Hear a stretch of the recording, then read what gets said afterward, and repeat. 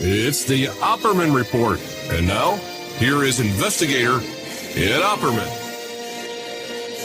All right. Welcome to the Opperman Report. I am your host, private investigator Ed Opperman. I'm the president of Opperman Investigations and Digital Forensic Consulting. Okay. We're going to have St. John Hunt on the show today, who is the son of the Watergate burglar, E. Howard Hunt. Fascinating guy. He even has a tape of his dad, E. Howard Hunt, confessing to being involved in the JFK assassination. So, he's here. Okay, great. St. John Hunt. Mr. Hunt, are you there? I'm here. How are you? I'm good, man. I'm good. Why don't you remind the audience, who is St. John Hunt? Such short notice. So pleased to be with you again. Yeah, it's great to be here. Your audio sounds kind of crappy, though. What? It does? Yeah, it does. It's really bad. Hey, maybe Danny, maybe we can make another call and try and get a better line. Is Danny there? How about this, John? Can you see the number on your caller ID? Could you just hang up and try and call it back?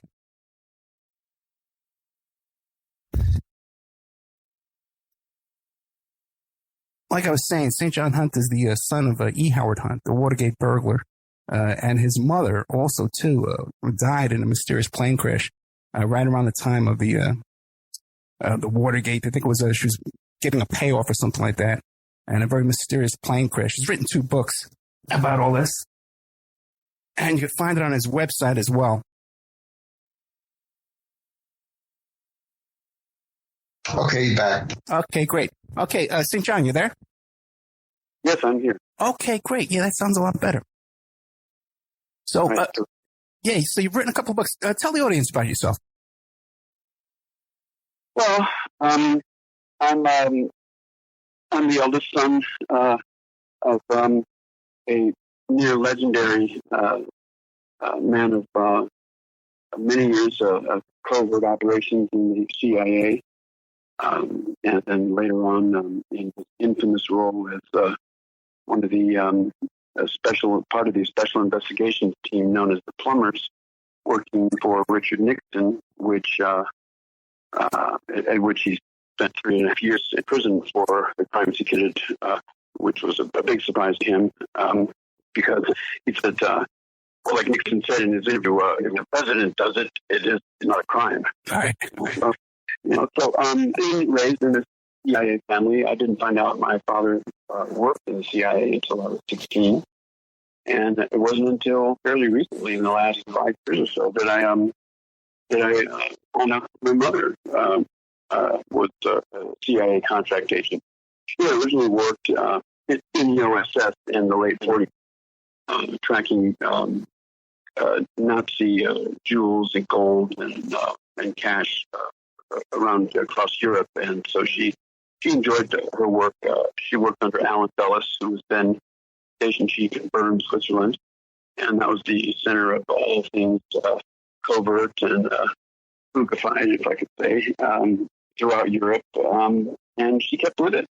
She was quite a classy gal, and she married my father, who had been in OSS as well. He fought over in Asia. For his OSS detachment. And then when the CIA was formed, he jumped right in. So he was on the ground level of CIA and became known as a man of action, as a man who could get things done. He wasn't that Yale Ivy League type, but people appreciated his skills. He was also a writer. He had 88 books published by the time of his death, when he was 88, coincidentally enough. And so I grew up in this family of spies. And, 16, they told me, and it didn't really mean much to me because I didn't know what the CIA was from the FBI or from anything else. But, in the next few years, he retired supposedly from CIA and then got a job with President Nixon, working as one of the plumbers, to plug the leaks of the famous Pentagon Papers, which had been leaked in the New York Times by Daniel Ellsberg.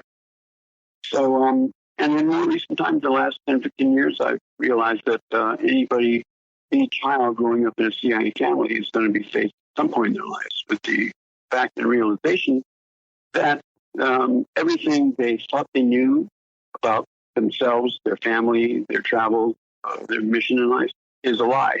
Mm-hmm. And I think this has a devastating effect on many young adults when they finally come to terms with this. And that's what I've had to deal with most recently. Just the fact that I feel more like a piece of luggage being toted around than I do as part of a tight-knit family, that loving and doing things together. So it's been a strange ride. That's interesting because you've been on the show a couple of times. We spent like 4 hours together. You never mentioned that you felt that way before. This is something new? Well, I think what it is I'm able to put it in the right phraseology.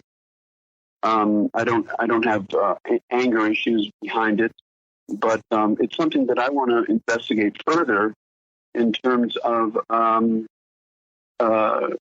showing the collateral damage that that parents or parent has in the covert world, and what it does, what it potentially can do to the children of that parent or parent.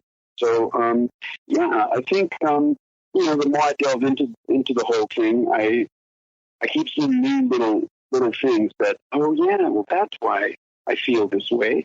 That's why I can't talk to my son or whatever, which is not true, but I'm quite the opposite of my father.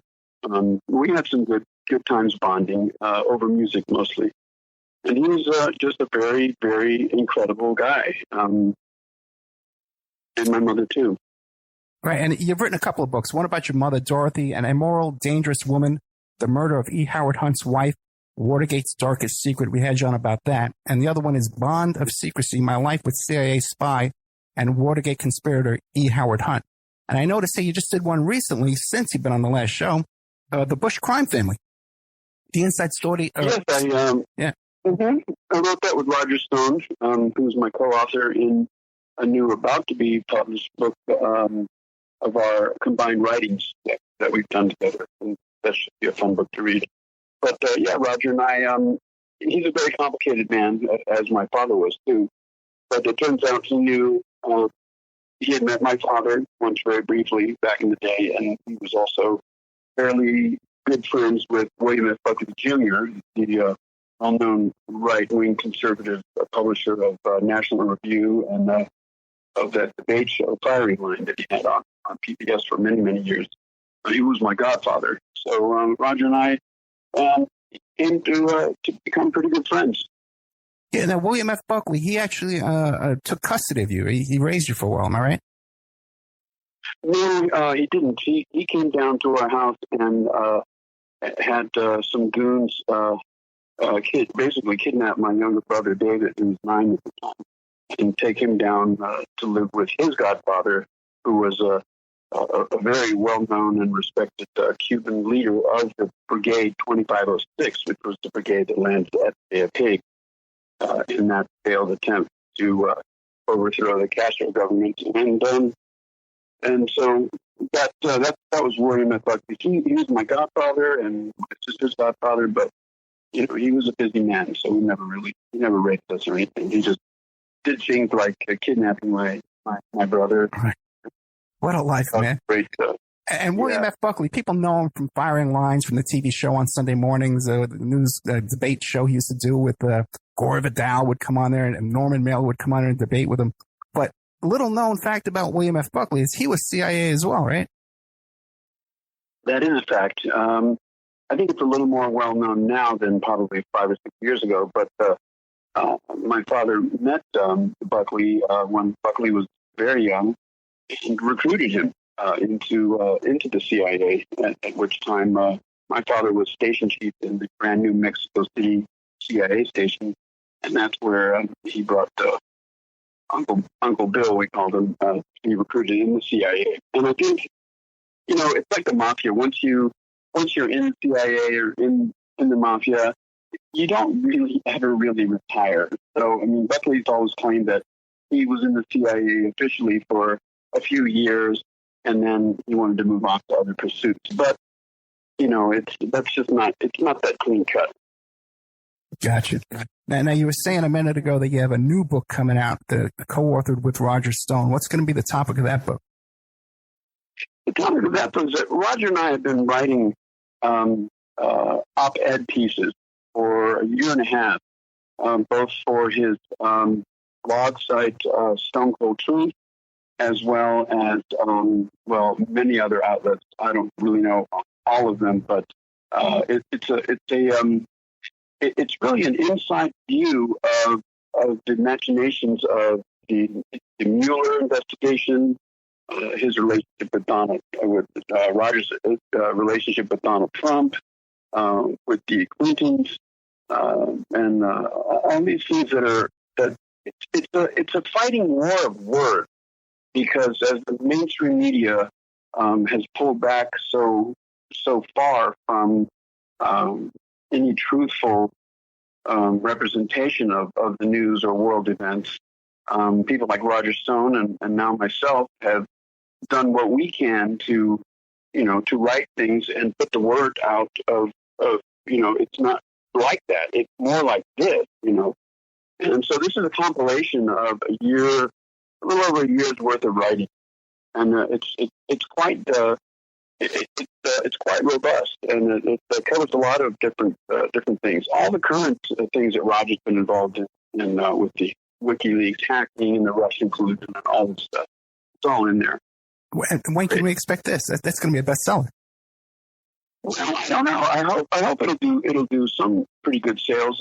This is our first attempt at an Amazon self-publishing book, and it's called Away with Word, which is a little double entendre in there. But we're still working on the cover. We've got all the printed materials already logged in and everything, and we're just kind of putting finishing touches on it. And he's got to do some kind of maneuvering with his other publishing, his Skyhorse publishers, and get out, maneuver himself so he can get this out too. So we'll see what happens. Yeah, I can see it. It's up on Amazon right now. Away with Words. Away is in far away with words. You can take it either way. There's a Kindle edition that's out, and we have no promotion. I don't even think it's sold one Kindle copy. I just got it in there, and then I thought, well, doing the paperback copy is going to be a breeze, but it's not a breeze. It's a whole different ballgame.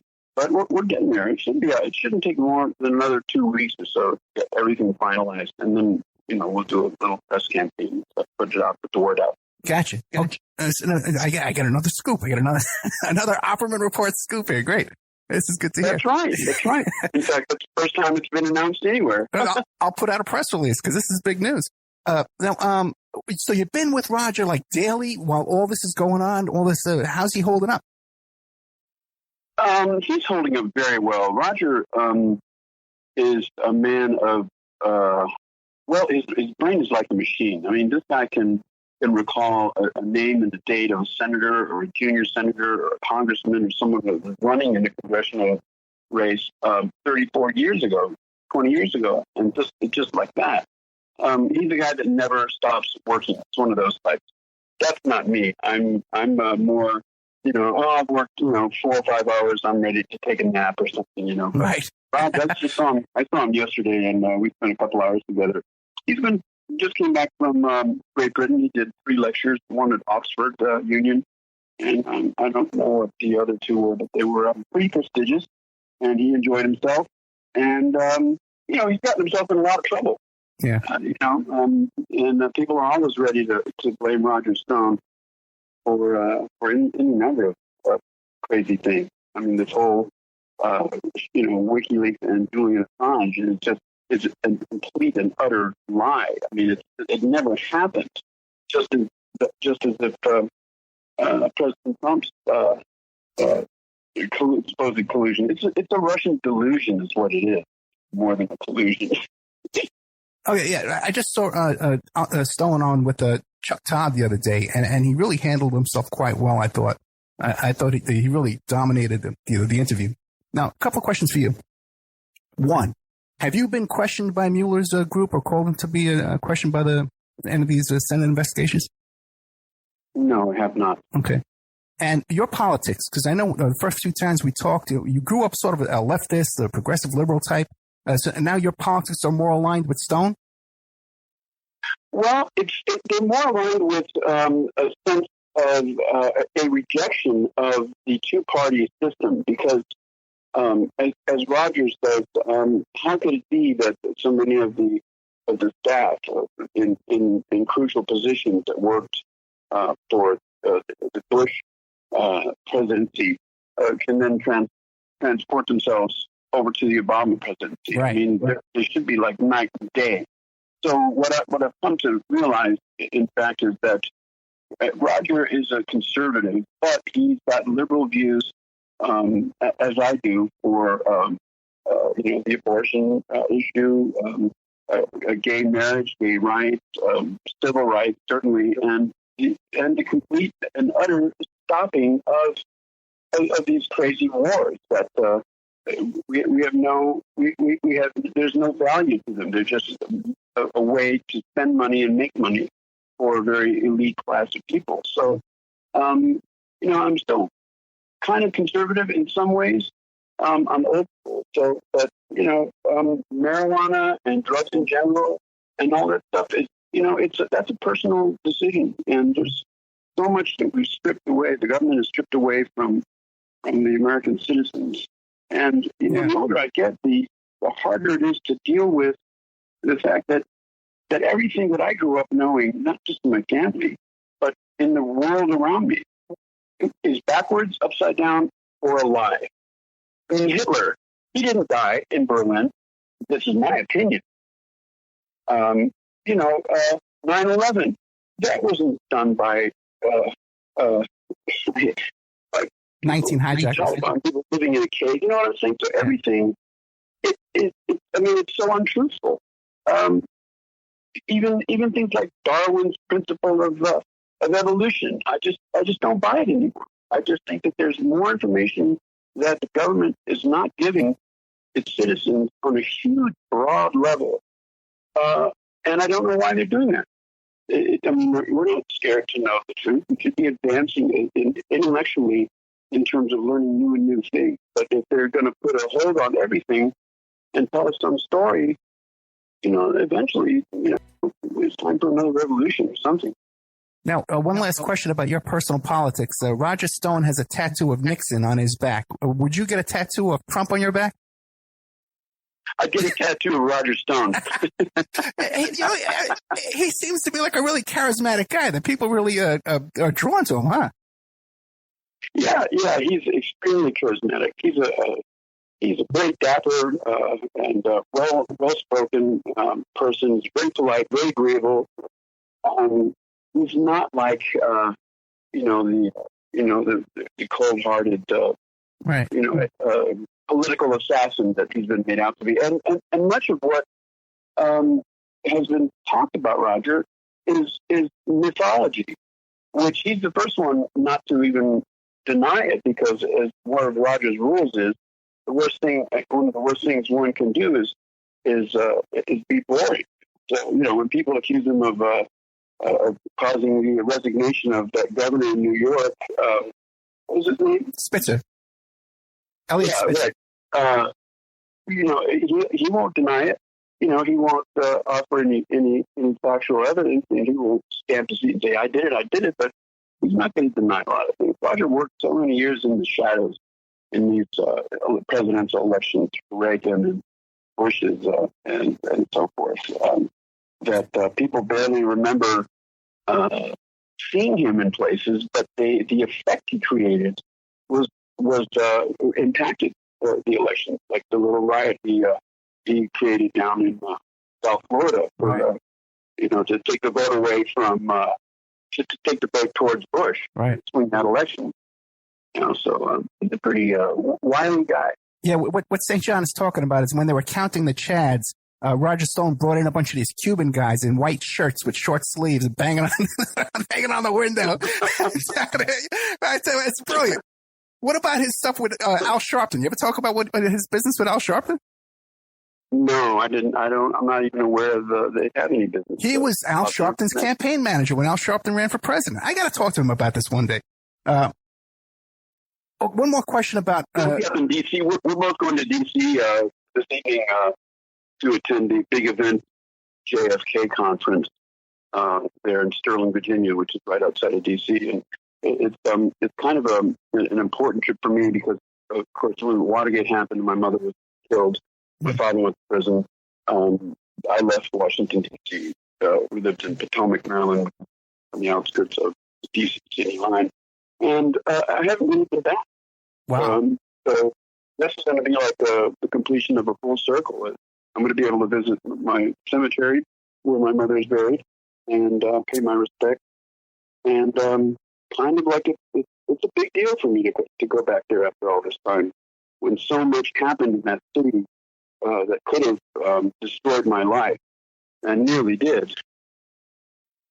Hey, thank you so much then for taking time out because I know you're heading off to the airport right after you do this interview. So thank you so much, man. I think I caught you on a good day when you're very reflective on your life. I think I know.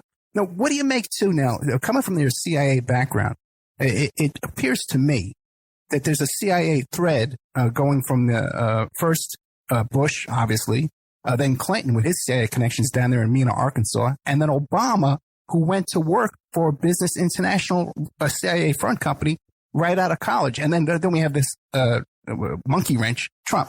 Do you see that CIA thread running through the presidency?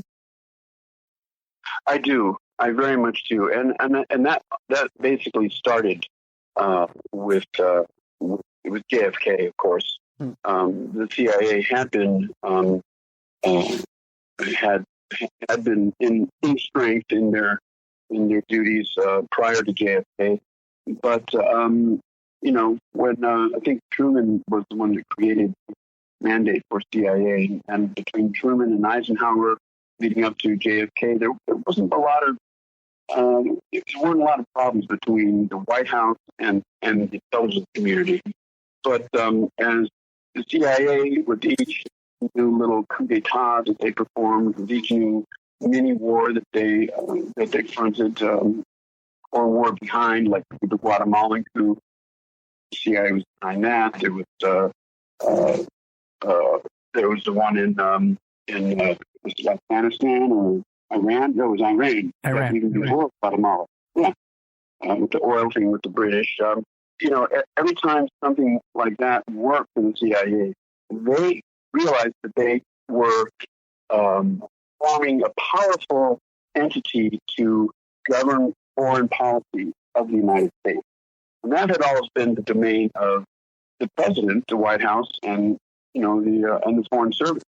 And Kennedy was the first president really to come head-to-head against the CIA in the full realization that these guys, these folks, are dictating the foreign policy of this country.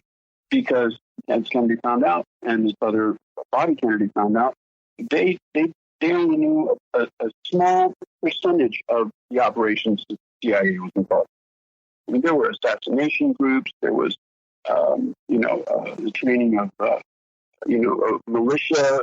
There was sabotage in other countries. I mean, they had a whole array of items on their table that they didn't need to check with anybody else. Is it okay if we do this? Can we go into that country and just kill their leader and do this? They felt that they were the final authority on all that stuff. And Kennedy, being at that time, 1962, 1963, it was scary for him, I'm sure, because this was a huge monster that had just broken its chains and was running rampant. And that, of course, is one of the main reasons why Kennedy had to go. Is that what you're going to be sharing about Kennedy tonight? Actually, I don't speak until Sunday, but, I always wing it because I tried having copious notes and all this stuff, and people really enjoy it when I just sit down on the edge of the stage, the microphone, and just talk to them like I'm talking to you. They can raise their hands and ask questions, and I really affect people that way. I read a letter of apology to Caroline Kennedy, which I wrote two Novembers ago, and and I read it every time I do a lecture or speech, seeing just how deeply sorry and the weight of what I've had to carry that my father could have had and probably had something to do with the murder of her father, and in my view, how wonderful she's carried this horrible thing. I mean, this was horrible, and I just felt so sorry that, the man also stepped up and apologized. So, so it brings me to the precipice of emotions. But that's what people draw on when they hear me. It's because it's such a human element. I'm not. All the other lecturers, they're all great guys, great researchers, and they embrace me wholly, but their facts, figures, graphs, diagrams, photo overlays, photo facial reconstruction, all these numbers and figures and this and that, and I'm just a regular person just talking, about how it's affected me personally and in my life, and people can really relate to that. Okay, so now give us a rundown. Who's going to be speaking? Where is it? How can we find it? How can we buy tickets? Oh yeah, well it's going to be held in Sterling, Virginia. So you'll be flying into to the Dallas airport and get a free transport over to the hotel.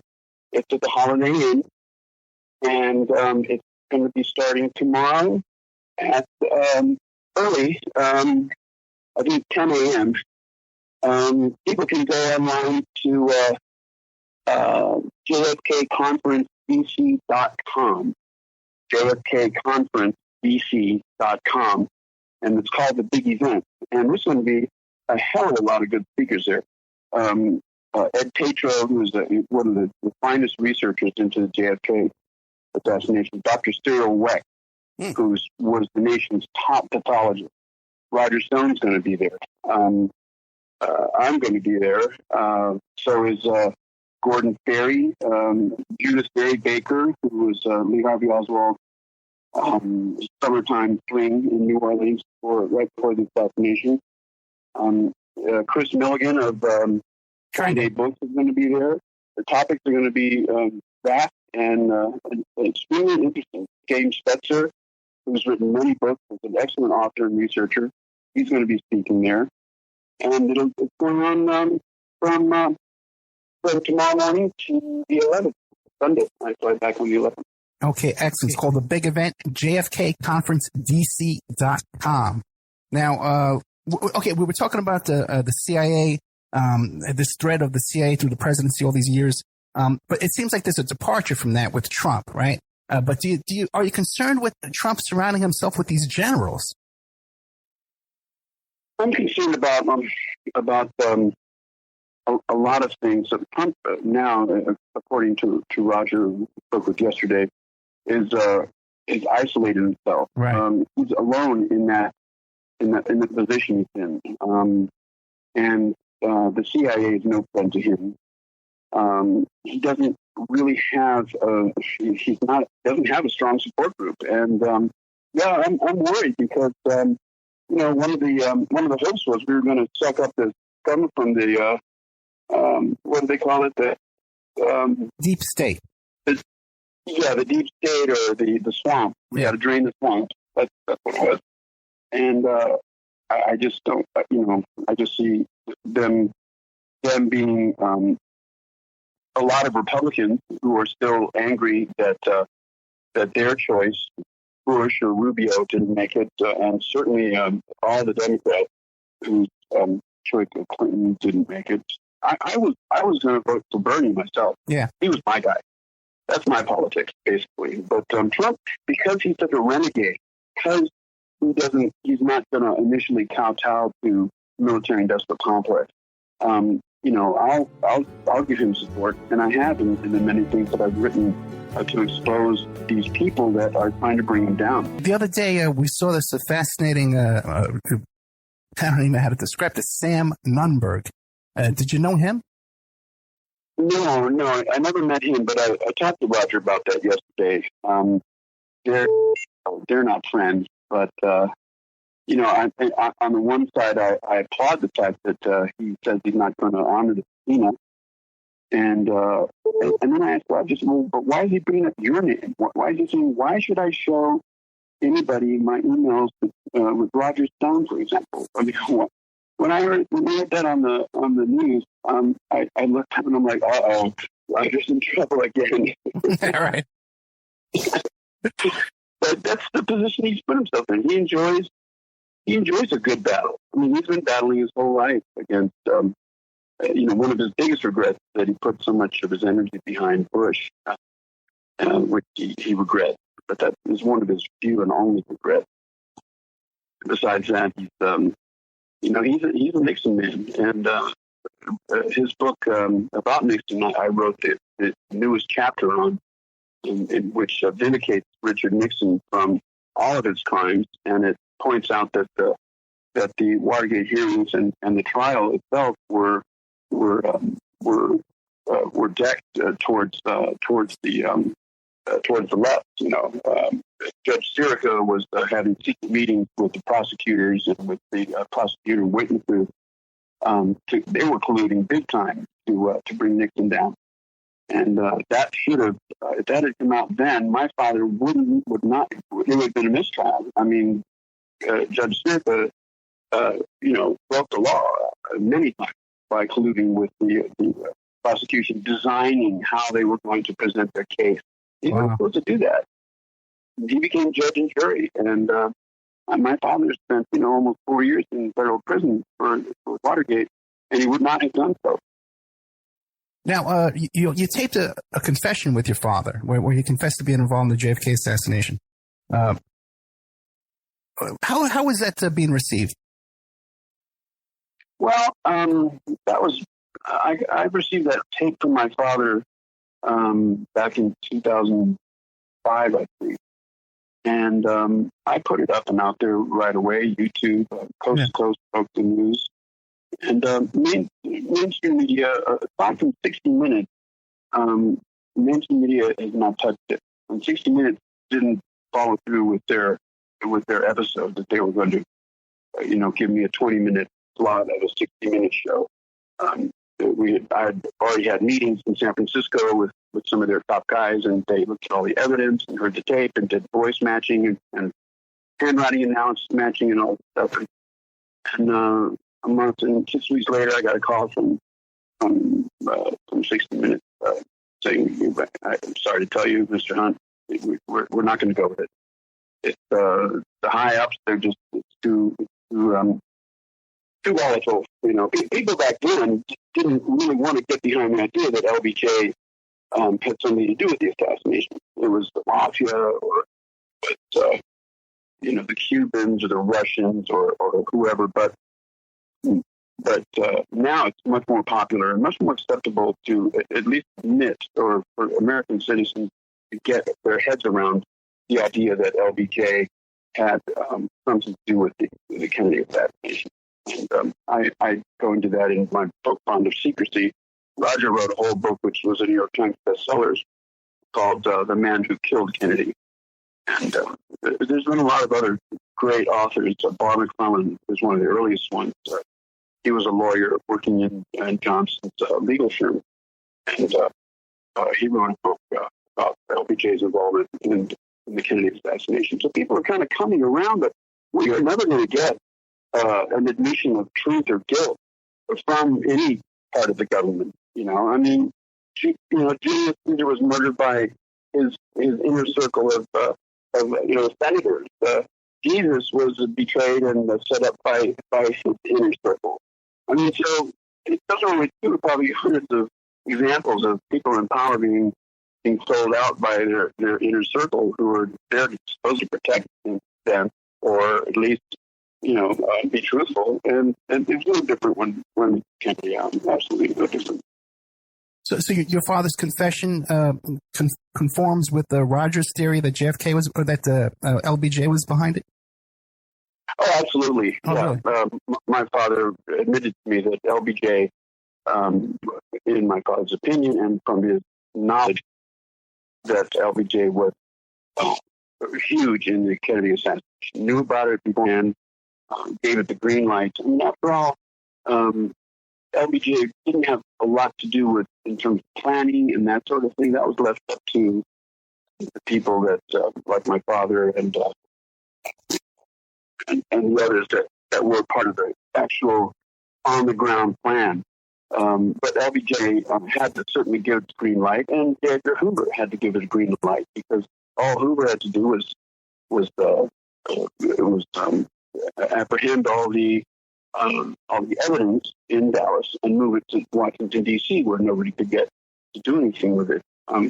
It was just a few hours after the assassination that Hoover was already saying that that they had the one guy and stuff. And even less than 2 hours, they already had Lee Harvey Oswald. And that's one great thing about Oswald's girlfriend in that summer, Judith Barry Baker, who's come under a lot of criticism and a lot of examination, but she's a truthful, honest person. She's a wonderful gal.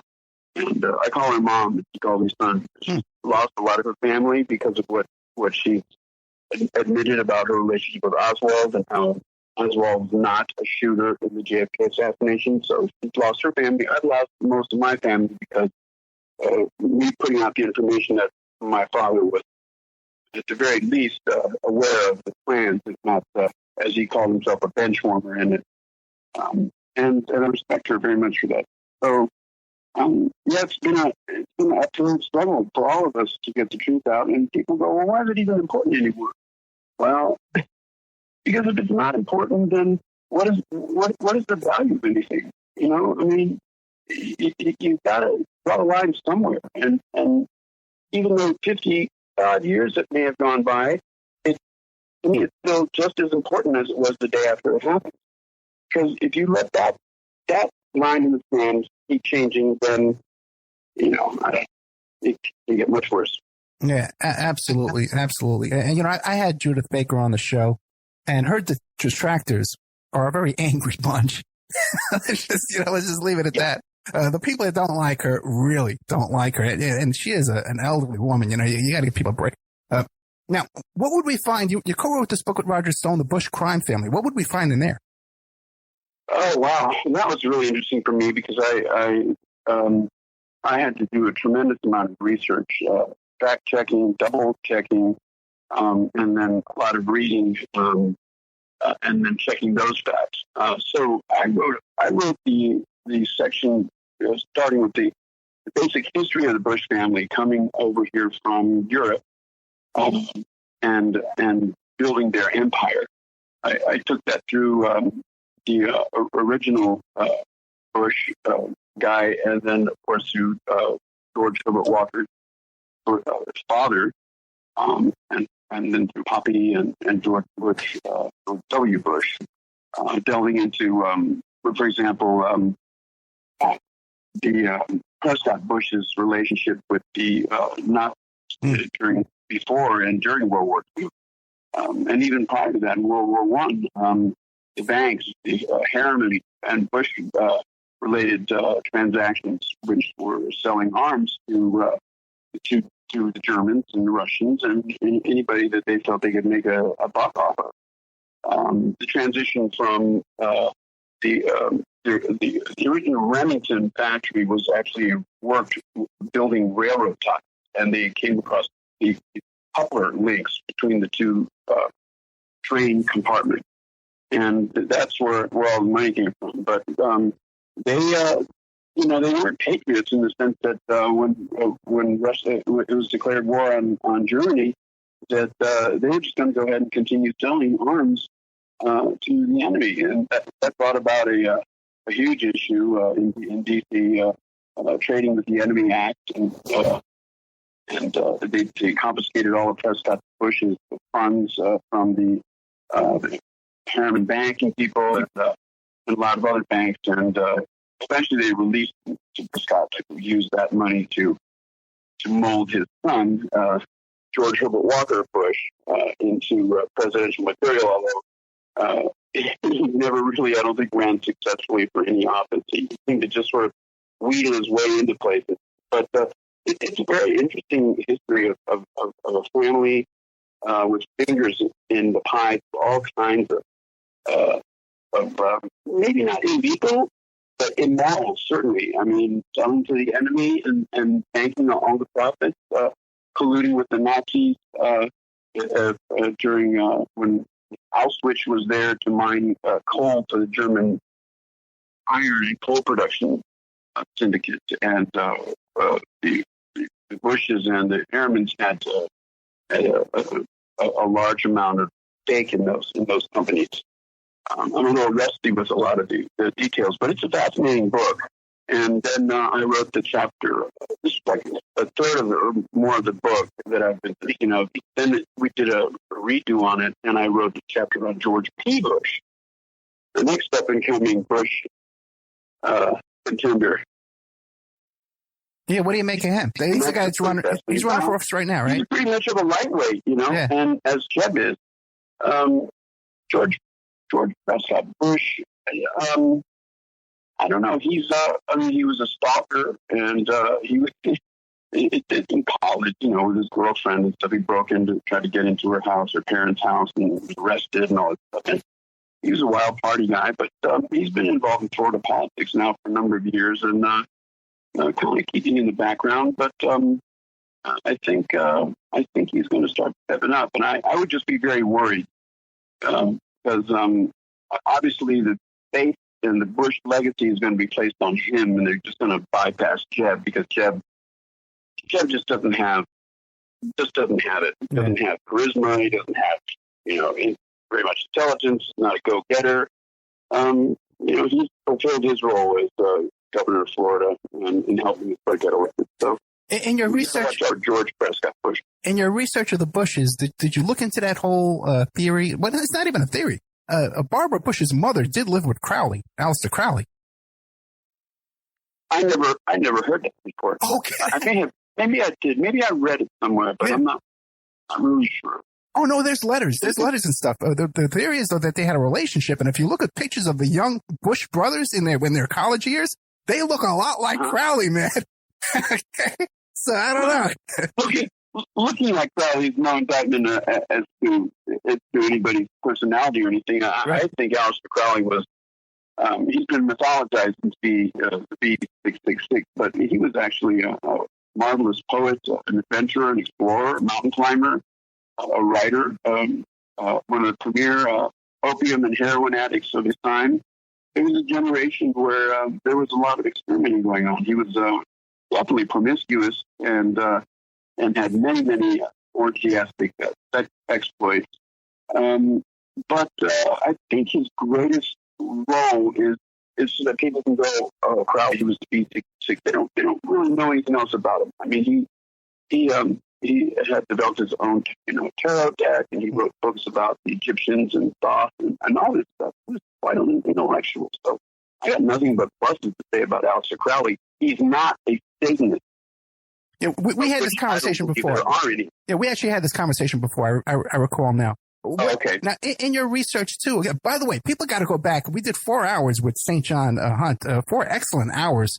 And I would encourage people to go back into the archives on Spreaker and on YouTube and look for those shows and listen to the progression of St. John Hunt. This is I'm really enjoying this conversation.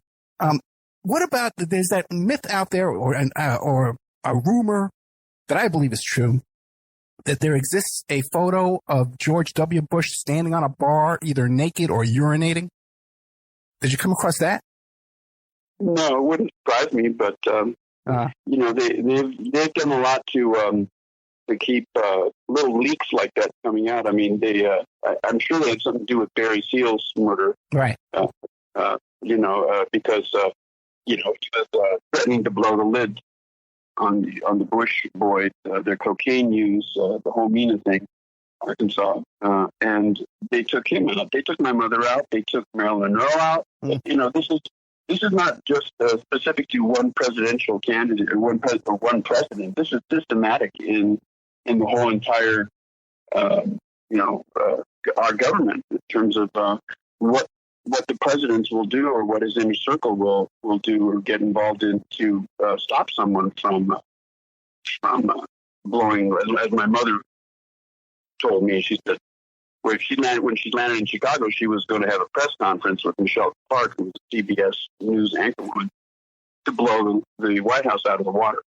And, of course, the plane blown up in the air before it even landed, misguided to a vacant runway, and FBI was all over the place in 30 minutes, 40 FBI agents, which is unheard of.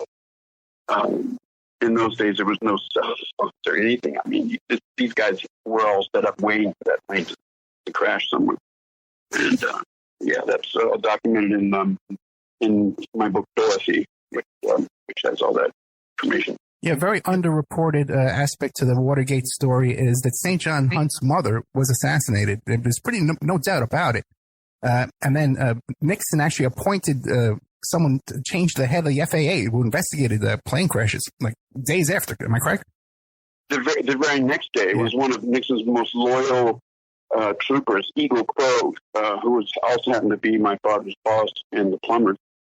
And he appointed him Undersecretary of Transportation, which oversaw the National Transportation and Safety Board's investigation into that crash. So he was not only relaying information about the investigation to Nixon, but also he was able to steer it and point it in directions that he felt necessary. Yeah, no one ever talks about that, you know. And now, what about too? The movie just came out, The Post, about the whole thing with Daniel Ellsberg. Now, your father was the one who broke into his psychiatrist's office. That's correct. He and his pal Gordon Liddy were their charge was the request from the White House was to do something about the leak of the Pentagon paper by Ellsberg to the New York Times, which Nixon at first wasn't really bothered by, but Henry Kissinger convinced Nixon that it would show that he was weak if he didn't go after the scumbags that leaked the stories, which proved that Vietnam was an unwinnable war and flew in direct opposite of that time current spiel by the government and the military-industrial complex that everything was going well. It was a winnable war. We just need 50,000 more troops, and they'll be home by next year or whatever. And the study commissioned in the Defense Department showed that those were complete fabrications, a complete lie to the American people, just to keep the Vietnam War going. So they charged my father, and they ordered my father and Gordon Liddy to do something about it. My father thought that, well, we know that Ellsberg's has a psychiatrist. Maybe we can find out there's some dirt, maybe some incest or some philandering in his marriage or something. And so they undertook the first part of the operation was to case the place out, take photographs of the outside, gain entrance to the inside. When the maid was there, they said that they were friends of Ellsberg and just let them in, and they took photographs and stuff. And then they came back a week or two later and broke in. He didn't actually do the breaking in, but his Cubans from the old Bay days did. And some of those guys were Operation 40 members, of which my father was one of the creators of Operation 40, which was the off-the-shelf, standalone, executive action, wet work arm of the CIA. They were the guys that would do the assassinating, kidnapping, torturing of foreign diplomats, presidents, secretaries of countries that didn't fall in behind the United States of America's idea of world domination. Do you think there's an Operation 40 in existence right now? I'm sure there has to be. Absolutely has to be. Yeah. Yeah. It's probably more secret than ever. But there's definitely an executive action arm of the CIA that still into, absolutely. We only got about 4 minutes left, and I really want to thank you again. Sam Nunberg seems to think that they have perjury charges against Stone. He thinks that Stone may have slipped up. I think he's a smart guy. I don't think he would knowingly go in and lie to Congress or lie to the FBI. But they think he thinks they got something on him. Would Stone on Trump or Stone? Stone. Would Stone flip, or would he go to jail? Well, it depends what's at stake. I mean, I don't believe Roger perjured himself. I think he's way too smart for that. And most importantly is the fact that there is and never was any evidence of a relationship between him and Julian Assange in a direct level, whereas Assange had information bad for the Clintons, and Roger was privy to that information and then announced that, it's just that there's never been anything like that ever. And so I would find it hard to believe that he had to perjure himself on any level. I think that Nunberg is just trying to deflect. And who better to deflect toward would be Roger Stone, the man that's, the devil himself. But a good friend of mine. Right. And what about Stone's connection to Assange? What do you make of Assange these days? Because it did come out that he's kind of in the bag for Trump, and he was offering to leak his tax returns and stuff. What do you make of Assange these days? I think Julian Assange is a hero. I think he's what we need more of. Certainly more people like himself, and also people that are willing to take risks to. Not everything is pure and 100%. So if Assange has elements and percentages of his character or his doing that may seem contradictory from his general purpose, I think that's quite human. I mean, I'm not perfect and pure, so I mean, I may seem this, and then I have a little bit of that bad in me. So if Julian's done some things, I think that's just because, look at him. He's, he organized this whole WikiLeaks thing, which, who was that soldier that's still in prison probably for the rest of his life that released through WikiLeaks like 10 billion pages of classified. Manning, he's out. State Department. Manning. Who? Chelsea Manning, right? Yeah, he's out. He's out. He's getting a sex change. He's out. Yeah, he's out. He's out. And he has a sex change now, and he's a whole new life. Really? That's great. I didn't watch the news hardly at all. I'm just disgusted by the whole news media thing, against Donald Trump. I think it's shameful behavior and embarrassing. St. John, I can't think of. We got less than 1 minute. What do you want to leave us with? Never stop fighting. And that's something that Richard Nixon said. As I say those words, one of the last things he said as president was, never stop fighting and don't hate, because if you hate, they win. St. John Hunt, thank you so much, brother. I'll talk to you soon.